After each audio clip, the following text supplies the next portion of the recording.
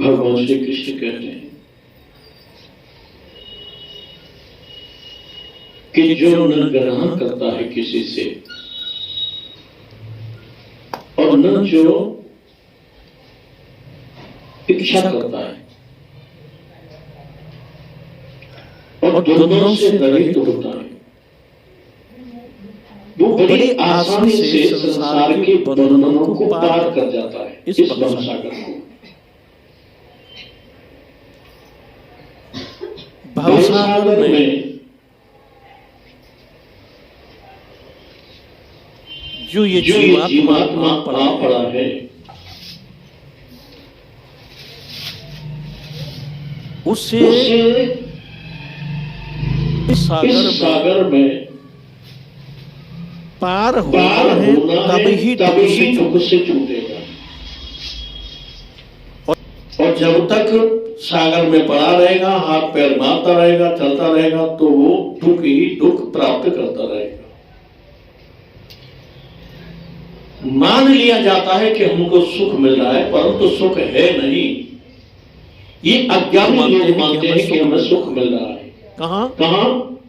इस संसार सागर ग्रस्तों में। अगर सावधानीपूर्वक विशेषता से देखें तो यहाँ कोई सुख है ही नहीं, सिर्फ दुखों का ही जंजाल है। तो इस दुख के जंजाल में ये क्यों बनता है? घृणा के कारण और इच्छा के कारण। घृणा से भी बंधन होता है और इच्छा से भी बंधन होता है। किसी के प्रति कहा जाता है जैसा हम करेंगे वैसा ही मिलेगा। किसी के प्रति हम घृणा करें तो कोई हमारे प्रति भी घृणा करेगा, और वो घृणा करेगा तो उसके भाव में फिर हमको जन्म लेना पड़ेगा, फिर वो घृणा करेगा। बदला नहीं छूटता है। हम जैसा कर्म करते हैं उसका फल वैसा ही मिलता है। भगवान कृष्ण और ये मनुष्य में रहने वाला आत्मा जीवात्मा, इनमें कोई अधिक अंतर नहीं है। ये दोनों समान है। यहां तक कहा है गीता जी में और वेदों में, अंश का ही ये अंशी है।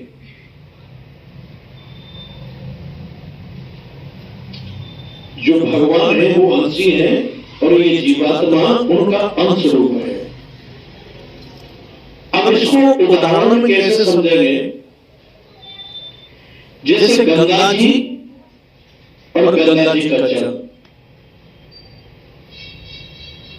इनमें अंतर होता है और वैसे एक ही है। अंतर क्या है कि गंगा जी से वो जल हट गया है, इसलिए उसे जल बोलते हैं। लेकिन मेन जो गंगा जी होती है उनको गंगा जी का जल नहीं बोलते,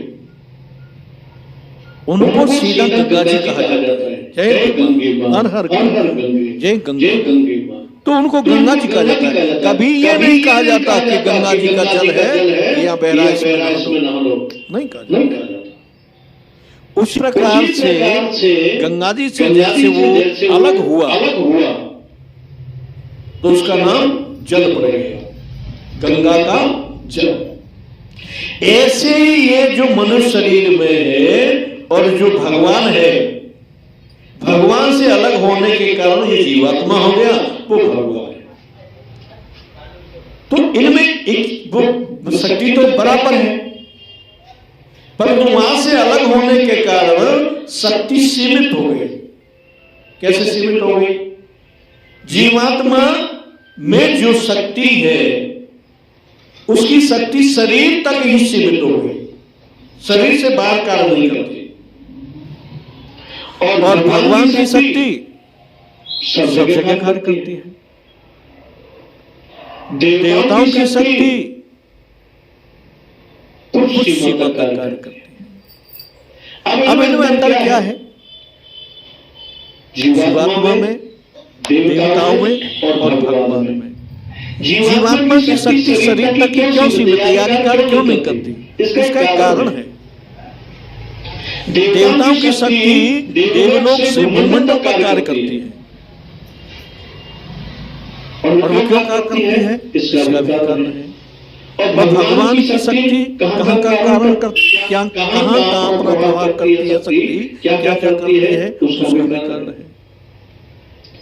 कारण मैंने ये है कि जो भगवान की शक्ति है, भगवान है, वो सत्य है और संकल्प है। सत्य में क्या चलता है? संकल्प।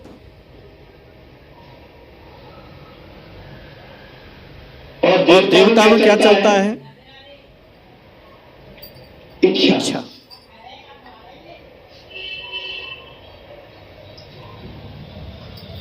भगवान की शक्ति संकल्प के द्वारा कार्य करती है, देवताओं की शक्ति इच्छा के द्वारा काम करती है, और इस मनुष्य की शक्ति कर्म के द्वारा कार्य करती है। यह इच्छा नहीं होती, कर्म के द्वारा निश्चित है। कर्म करेगा तो मिलेगा। लेकिन देवताओं के यहाँ कर्म नहीं है। देवता इच्छा करेंगे वो चीज हो जाएगी। उन्होंने किया भोजन आ जाएगा। वो जो भी इच्छा करेंगे वो मिल जाएगा। इच्छा शक्ति है देवताओं के पास, मनुष्य के पास कर्म शक्ति है, और परमात्मा के पास संकल्प शक्ति है। भगवान तो संकल्प करेंगे पूरा ब्रह्मांड बन जाएगा। उन्होंने संकल्प किया ब्रह्मांड की रचना होनी चाहिए, रचना हो गई। खाली उन्होंने संकल्प किया कि इसका विनाश होना चाहिए, विनाश हो गया। उनके यहाँ इच्छा शक्ति नहीं है और कर्म शक्ति नहीं है भगवान की यहाँ। लेकिन जब वो यहाँ अवतार लेते हैं तो उनमें ऐसा लगता है कि ये कर्म कर रहे हैं, कि जैसे रो रहे थे वन में, हाय सीते हाय सीते। शंकर जी कहते हैं इन्हें रो नहीं रहे, ये खाली लीला कर रहे हैं। सती जी को रोना हुआ दिखाई दे रहा, लेकिन शंकर जी कह रहे हैं कि नहीं, रोहिणी नहीं, ये तो लीला कर रहे हैं।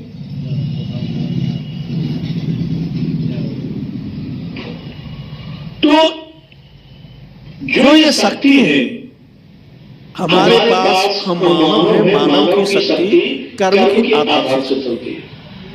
कर्म करना है। अगर हम देवताओं जैसे कार्य कर इच्छा करेंगे तो बंधन का कारण हो जाएगी, क्योंकि देवता इच्छा करते हैं। अब देवताओं के विधान से हम चलने लगेंगे, हम इच्छा करेंगे तो बंधन बनते हैं। हाँ, अगर देवताओं वाली शक्ति प्राप्त हो जाती है, हुई भी है लोगों को। किनको होती है? जो भगवान की साधना करते हैं। वो तो जो इच्छा करते हैं वो कार्यवान हो जाता है। उनकी इच्छा होती है कि आज फलाना काम होना चाहिए, वो हो जाता है। आज फलाना काम होना चाहिए, वो हो जाता है। आज वो ठीक होना चाहिए, हो जाता है। उसके लड़के का विवाह होना चाहिए, हो जाता है। वो कर्म के द्वारा नहीं करते। कोई भक्त हमारे पास आया और उसने कहा हम बीमार हैं, तो हमने कह दिया भाई तंबाकू खिला दो।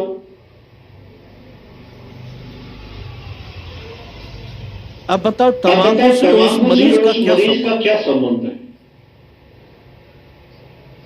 कोई वक्त आया मेरी आंख खराब है, तो भैया हमें रबड़ी खिला दो। उसने रबड़ी खिलाई, आंख ठीक हो गई। उसने तंबाकू खिलाई, उसका दर्द बंद हो गया। तो ये क्या है? ये देवताओं वाली भगवान के द्वारा प्राप्त इच्छा की उसने, ठीक हो गया। शक्ति तो देवताओं की कार्य, लेकिन मनुष्य के पास वो शक्ति नहीं हो सकती। मनुष्य इच्छा करेगा तो उसके लिए उसे कर्म करना पड़ेगा।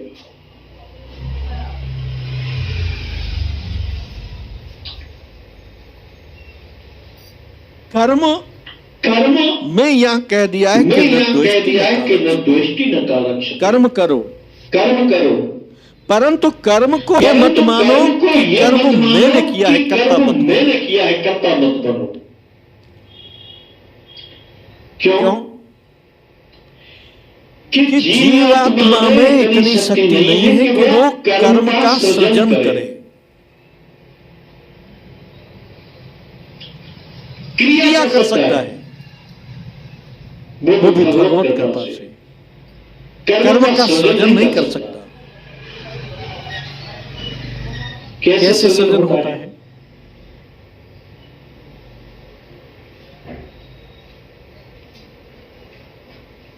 कि जैसे मास्टर है चाहल साहब, इन्होंने पढ़ाई की और बीबी फार्मा क्या होता है वो किया और दवाई की दुकान खोल ली। इन्होंने अपनी मर्जी से कर्म का सृजन किया, लेकिन वो कर्म नहीं रहा, सरकारी नौकरी। कोई गुजरात में काम कर रहा है, उसने इच्छा जाती कर्म किया, लेकिन उसने कर्म का सृजन नहीं किया। सृजन तो भगवान करते हैं, वो वहां से हटकर दूसरा काम करने लग गया। लेकिन बाई जी में वही सृजन जो भगवान ने किया है उसमें वो लग जाता है तो जल्दी से खत्म कर देते हैं। अगर नहीं मिलता है तो उसको भटकना पड़ता है। जब भगवान की किए हुए सृजन में वो आता है तब उसका बेड़ा पार होता है। तो न तो जीवात्मा के बस में कर्म का सृजन है, न जीवात्मा के बस में कर्म का फल है। कि कोई व्यापार कर रहा है, कर्म कर रहा है, लेकिन फल उसके बस में नहीं है कि इसमें लाभ ही लाभ हो जाए, हानि भी हो सकती है, क्योंकि फल भी किसी दूसरे के हाथ में और कर्म का सृजन भी किसी दूसरे के हाथ में, और कर्ता भी कोई और है, क्योंकि कर्ता चीज नहीं है, क्योंकि इसकी शरीर के भीतर ही शक्ति कार्य करती है, शरीर की सीमा में बंधा हुआ है। तो मनुष्य के पास क्या है? कर्म शक्ति, देवताओं के पास क्या है? इच्छा शक्ति, भगवान के पास क्या है? संकल्प शक्ति। भगवान वाली शक्ति भी इस भूमंडल पर मिल जाती है। क्यों? किस जीव में और परमात्मा में कोई अंतर नहीं है। ये वहां से छिटका भगवान से और ये आकर के जीव को शरीर मिल गया और ये माया के बंधन में बंध गया। अगर इसको माया के बंधन से हटा दिया जाए और हट जाए तो फिर भगवान वाली संकल्प शक्ति इसको प्राप्त हो जाती है। कैसे शक्ति मिलती है? कि एक उदाहरण बहुत सुंदर है इसका, कि एक ऐसा कांच होता है जो मैंने देखा है कि सूर्य की ओर उस कांच को कर दीजिए और उसको हाथ पर लगाइए तो हाथ जलने लगता है। अगर किसी कागज पर रखेंगे तो कागज में आग लग जाती है उससे। शायद देखा हुआ आपने, बहुत देखा होगा। उसका नाम तो मैं नहीं समझ पाया क्या है, लेकिन वो ऐसा कांच का टुकड़ा होता है कि सूर्य की ओर कीजिए और अपने हाथ पर उसका प्रतिबिंब लीजिए सूर्य का, तो बहुत जलाने वाला हो जाता है। अगर नहीं हटाएंगे तो आग भी लग सकती है उसमें। तो क्या हो रहा है? क्या हो रहा है कि सूर्य की जो शक्ति है, किरण, उनमें शक्ति तो है लेकिन वो बिखरी हुई है, एकाग्रता नहीं है। और उस कांच के द्वारा वो शक्ति एक जगह सूर्य की किरणें एकत्रित हो जाती है और होते ही एकत्रित तो आग लगना शुरू हो जाता है। उसी प्रकार से जीवात्मा के पास वही सूर्य वाली भगवान वाली शक्ति है। जैसे सूर्य में जो तेज है, प्रकाश है, जलाने की शक्ति है, लेकिन किरण में नहीं है, क्योंकि किरण बिखर रही है, बच रही है और बहुत दूर से आ रही है। वह आकर के अगर उसको किसी यंत्र के कांच के टुकड़े के द्वारा उन किरणों को एकाग्र किया जाए या एकत्रित किया जाए तो उनमें भी वही शक्ति हो जाती है। कौन सी वाली? सूर्य वाली, जलाने वाली। उसी प्रकार से ये जीवात्मा भगवान में कोई अंतर नहीं है, जीवात्मा के पास भी उतनी शक्ति है, पर वो शक्ति शरीर के अंदर सीमित है। वही अब उसको प्रबल करना है तो ये रहस्य है, उसको प्रबल करना है, उसको बढ़ाना है, भगवान जैसा बनना है तो क्या करना होगा कि बाहर के संसार से संबंध तोड़ना होगा और अंदर प्रवेश करना होगा। हम अंदर प्रवेश नहीं करते, हम बाहर घूमते। जिनके पास अंदर प्रवेश करने की इच्छा शक्ति होती है और जो अंदर प्रवेश करते हैं, अंदर प्रवेश का तात्पर्य क्या है? अंदर प्रवेश का तात्पर्य यह है कि आंख बंद की और बाहर का जगत संबंध तोड़ दिया। अब वहां अंदर अपने शरीर में क्या देख रहा है? अर्थात ये भगवान की जो दिव्य जीवात्मा है उसको पावर मिलती है। जैसे कांच के द्वारा सूर्य से पावर मिलती है, वो जलाने वाली हो जाती है, उसी प्रकार परमात्मा से वो शक्ति प्राप्त होती है। कब? जब बाहर के जगत से संबंध तोड़ दिया जाता है, माया से संबंध तोड़ दिया जाता है। क्यों? कि ये जो हम देख रहे हैं, सुन रहे हैं, गुण रहे हैं, वो सब माया है। देखिए सुनिए गुनिए मन माही, मोह बोल परमानंद सत्य नहीं माया। भगवान से कहते हैं इस माया से जिसने संबंध तोड़ दिया है और वो अंदर प्रवेश कर लिया है जीवात्मा में। अंदर कौन प्रवेश करेगा? मन, बुद्धि, चित्त, अहंकार और इंद्रिय सब अंदर प्रवेश कर जाए। अंदर प्रवेश करने की क्षमता और शक्ति और क्रिया किसमें? कछुआ में। कछुआ अपने सारे अंगों को खोल कर रखता है और जब जरूरत पड़ती है तो तुरंत भीतर समेट लाता है, बंद हो जाता है। कितना भी मारो उसे मार नहीं सकते। लेकिन हम क्या करते हैं? हम अंदर नहीं जाते। महात्मा था, उनका सत्संग हो रहा, सत्संग में अंदर हॉल में हजारों लोग थे, गीता पर प्रवचन चल रहा था। बीच में तूफान आ गया, बड़ी तेज हवाएं चलने लगी, मोबाइल पर मैसेज आने लगे कि भागो बच्चों भागो, तूफान आ रहा। जमीन हिलने लगी, बिल्डिंग में बैठे थे लोग सुन रहे थे, वो भी भागने लगे कि कहीं ये गिर न जाए, क्योंकि ये बना हुआ है, बिल्डिंग है, पता नहीं गिरेंगे तो दब जाएंगे। वो बाहर निकल कर भागने लगे और जो प्रवचन कर रहे थे वो बैठे रहे। कुछ समय बाद तूफान शांत हुआ, सब लोग एकत्रित हुए, आए, देखा सब सही सलामत है, फिर अंदर घुस गए। महात्मा जी से कहा महाराज प्रवचन शुरू करो। तो उन्होंने शुरू करने के लिए जा रहे थे तो उनमें से विद्वान जन बोले कि महाराज हमें एक दृश्य बताइए, उत्तर दीजिए कि तूफान आया, हमने सुना, तुमने भी सुना। क्या तुमने नहीं सुना कि तूफान आया? महात्मा ने कहा मैंने सुना तूफान आ रहा, मुझे पता। बोले हम तो सब भागने लगे, तुम क्यों नहीं भागे? तुम क्यों घर बैठे रहे? क्या तुम्हें भय नहीं लगता मरने से? हम लोग भागे, क्यों भागे? हम भय के कारण भागे कि हम मर न जाए। महात्मा मुस्कुराए, हंसने लगे कि भाई मुझे भी डर लगता है, मैं भी भागा था और तुम भी भागे थे। और साथ वाले बोले कि महाराज हमने तो भागते देखा नहीं, हमने तो देखा कि तुम अंदर ही बैठे रहे थे, भागे ही नहीं थे। बोले अंतर इतना है, तुम बाहर भाग रहे थे, मैं अंदर भाग रहा था। मैं शरीर के अंदर भाग रहा था और तुम बाहर भाग रहे थे दुनिया में। बाहर की दुनिया खतरनाक है, पता नहीं कब क्या कहा हो जाए, लेकिन अंदर की दुनिया इतनी दिव्य है कि वहां जाने पर अच्छा ही होगा, बुरा नहीं होगा। अगर जीवात्मा को शक्ति एकत्रित करनी है भगवान के सदृश,